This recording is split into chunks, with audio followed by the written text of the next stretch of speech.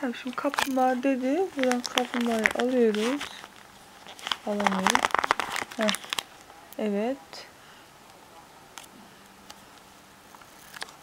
Sonra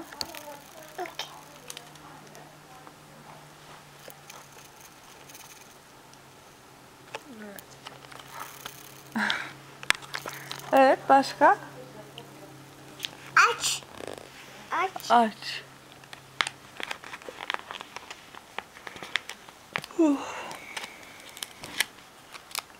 Evet, okey.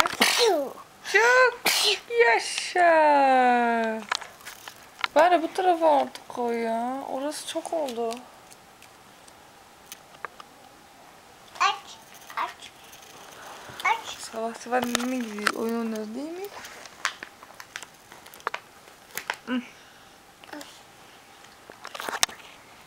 Buraya artık. Burası boş kaldı. Bari oraya koy. Okey. Aç. Aç. Aç. Sayfayı bitirdik. Bir dakika.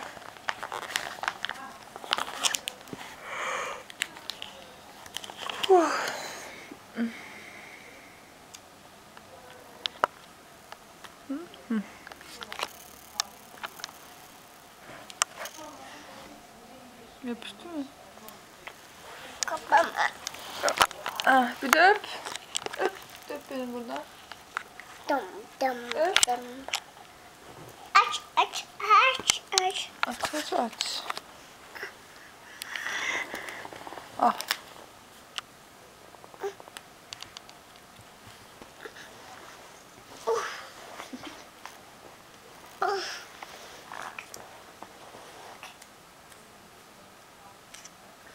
Thank you. Thank you. Aç. Aç. Tamam. Sakin.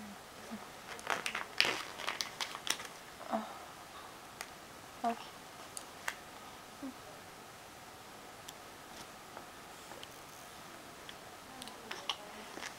Hatta anne. Bitti. Nasıl? Gözümü açamıyorum. Burada da Onur uyuyor. Onur halim. Sabah. Bir de öpücük yolla. Öpücük yolla sen. Yap. Hadi ya. Uy. Ekin de bir de. Okay. Onur de. Ano. Oy. Bir de Esen de. Eten. Bir de annem de. Annem. Babiş de. Babi. Tamam. Dur bari hazır söylemişken. Necla de. Hiha. He. Metin. Söyle. Eten. Aytun. Odun. Suzi. Susi. Suzi. Nuri. Tamam, bitti eğlencemiz.